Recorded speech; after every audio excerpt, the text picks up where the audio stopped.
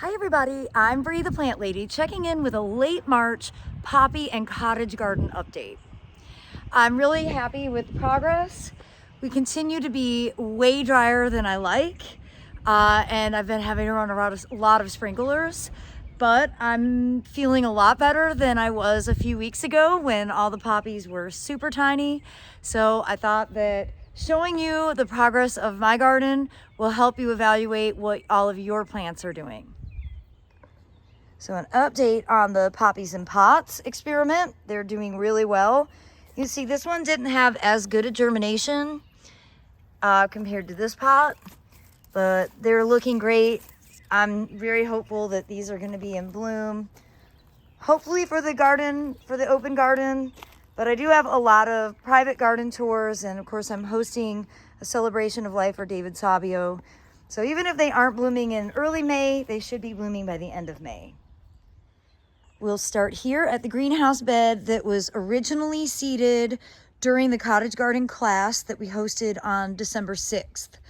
And those are all from that seeding. And yes, they are closer than necessary, but no, I'm not thinning. And then you can see the next size, which is considerably smaller. Those were seeded in early February as sort of a compensation. Over here, those were December 6th. So there's a definite size difference. I'd say the biggest challenge with this bed has been keeping my cats from digging it up, without question. You can see paw prints just sort of everywhere. And actually, some of that are hooves. Those are deer hoof prints. But there's also cats. Now, you see these really tiny poppy seedlings there. Those I seeded about 3 weeks ago just to fill in some open spaces.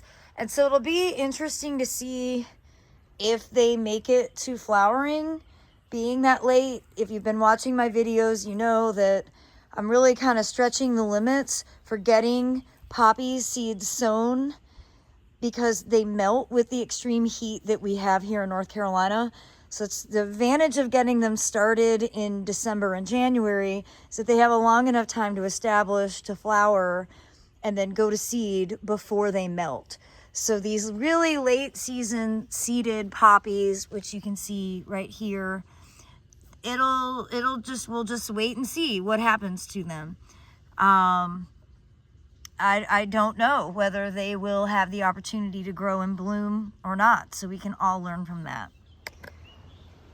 Well, Golden Panther just went to the bathroom, and as she was covering it up, she undid some poppies. So I just want to show you guys, you see that taproot?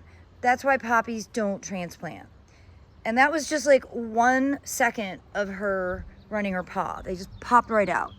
So, I mean, I can cover them back up, but honestly, they're not going to live. So that's why you direct seed your poppies.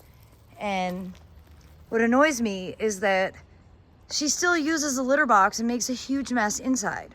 So I don't know why she has to dig up my poppies. It's like she's just being a jerk. So that video of Sophia digging up the poppies was from 2 days ago. And yep, just as I suspected, they're dead. You see, there it is, right there. So please just take my advice. You don't need to learn everything the hard way. They don't transplant well. And yeah, every now and again, somebody will be successful, but overwhelmingly, they are just better to be direct seeded where you want them to grow. I'm pretty pleased with this. Again, you can see what was established in early December compared to what was seeded just 3 weeks ago. It's a pretty significant size difference. So we'll just wait and see what happens.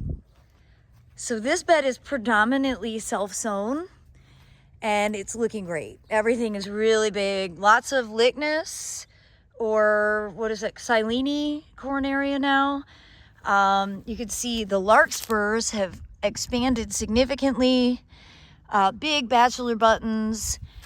There is cilantro. There are poppies. So this border should look really good. It's got pretty decent ground plane coverage overall. The garlic border, this is all elephant garlic here, is doing a great job. The advantage of the poppy larkspur combo is that animals don't browse it. And I have such an incredible deer problem here that I really depend on these plants because they eat everything. They absolutely eat everything. So these plants are particularly useful. But yeah, this bed I'm really pleased with. That bed there is predominantly self-seeded Nigella. Right here, this is Nigella. Next to it here is a carrot.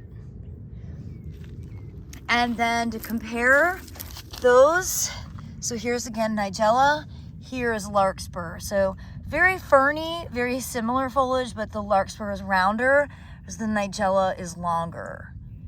So this bed should look really beautiful. Again, I didn't seed anything in here. This is all self-sown. And that really is the magic of cottage gardening, when you can have a seed bank that establishes itself. Well, this side of the fence has kind of caused some perpetual issues. It was super weedy. It's been extremely dry. I have been watering. There's evidence, sprinklers out. And the grains that I sowed a few weeks ago have all germinated and they look great. And I'm not going to say out loud, but so far so good with the animals. I'm not really pleased with the ground plane coverage considering how many seeds I've thrown into this border. But there are some good poppies established. You can see, I think the grains are going to compensate really well. And there are babies coming. This is all California poppy here. That sort of silvery leaf. Again, it's just, everything is really small and delayed. I did fertilize this bed, but it's so dry.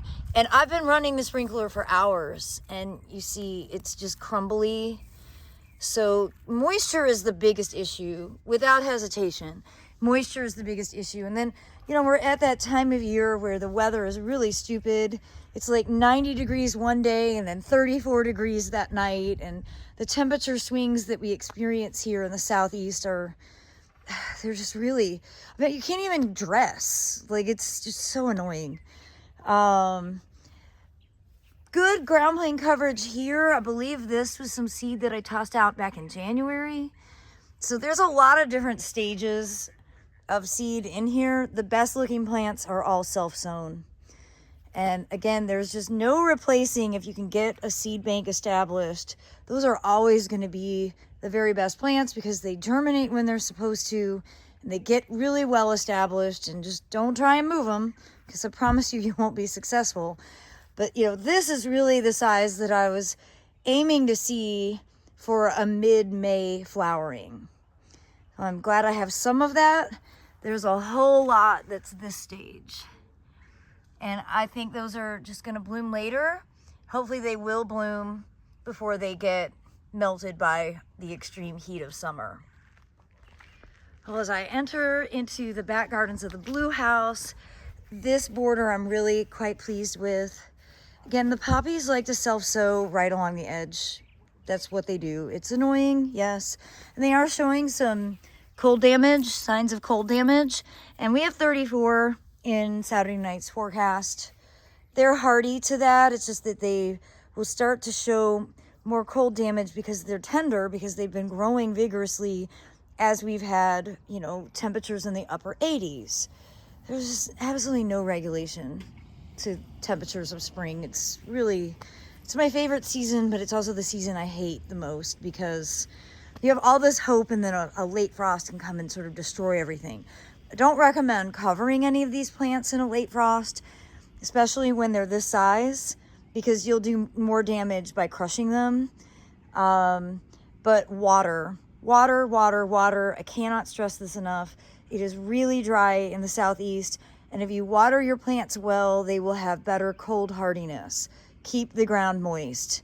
I'm saying that out loud as much to you as it is to myself. This south-facing border has great, well-established poppies over here. And, you know, I think this border is going to look good for May. It's quite dry. I need to just come around with a hose. And then as we come out to the main cottage border, you can see we've had lots of leafing out. And I mean, this isn't going to be the best display ever. As I mentioned in my weekly garden tour, I'm not opposed to just filling in some of the open spaces with some plants that are growing in containers in like late April, just to have it looking good for May when we have the open garden. The grains that I planted look wonderful. I'm really pleased to see those. I'd like to see more poppies, and they are in here, but they're small. So let me show you that. They're very small. And it's a funny time of year because, you know, those are growing slowly, but then the perennials are coming back. So that's a dahlia. And here's a lily that is not supposed to be here. Lilies have actually become kind of invasive for me. The ornamental grasses, the perennial grasses are starting to come back. So it'll be amazing to see what this looks like in a few weeks. It'd be really great if we could just get some doggone rain. No, we have it in the forecast. I'm not counting on it. It's only like a 40% chance. And we need like many, many inches of rain. We need like 2 weeks of solid, just constant rain, which is absolutely not being forecasted. So I'm heading out of town for the next few days because that is what my job is. And I wish that I was going to be here to run sprinklers.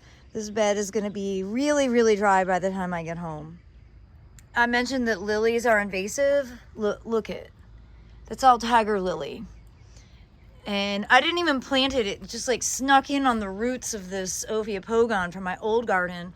I mean, look at all of the lilies. That is a terrible quality. And last year I dug them all out. Obviously I didn't do that well. This year, I don't know. I don't know what to do. I'm going to contact my extension agent because this is a completely unacceptable habit and it is absolutely invasive, period. This is like, you should be freaked out if you have something doing this in your garden. And it's spreading far. They're way over there, way over there. So I have to deal with this before I have nothing but stupid tiger lilies everywhere. You know, 1 or 2 is great, but this is thousands. Well, and just to show you the wave bed, it's not impressive. Again, dryness is an issue, but you can really start to see the intense shade patterns because the trees have leafed out. And this is not a full sun border. And I put a whole bunch of full sun plants in here. And, well, I just cannot seem to learn. But I have got to accept the reality that this bed is a shade bed. It's not a shade bed in the winter, but it's a shade bed for the rest of the growing season. And the cottage garden plants are not thriving. I don't think the pink muley is going to do that well here because it's already in too much shade. And though I do have larkspur pretty well established, it's not grown. So yeah, this bed has been a problem for a couple of years because the trees have gotten so large. At some point, I have to think more critically about what in the world to plant here because it's ugly. And I don't want it to be ugly. I want it to look pretty. It used to be so beautiful. And then finally out here in the native borders, I don't have much established out here. There are some California poppies along the edge. I never did get anything additional seeded. And again, I have been watering and you would never know. It is dry as a bone. It is just terrible. So, yeah, just gonna see how things do. We do have some poppies up here that are self-sown. They look quite good. And I am pleased that there are a lot more poppies established in this native border, which has more open ground plane between the flowering perennials. And you can see it's actually a really good stand of California poppies all through there. And then of course breadseed poppies, some bachelor buttons. But look, the deer are coming in and eating the new growth. And Not totally remembering what that is, but they're eating it everywhere. So they know what they love. It might be helenium. They're eating it back there too, but they're not eating the poppies. So that's really the important lesson here.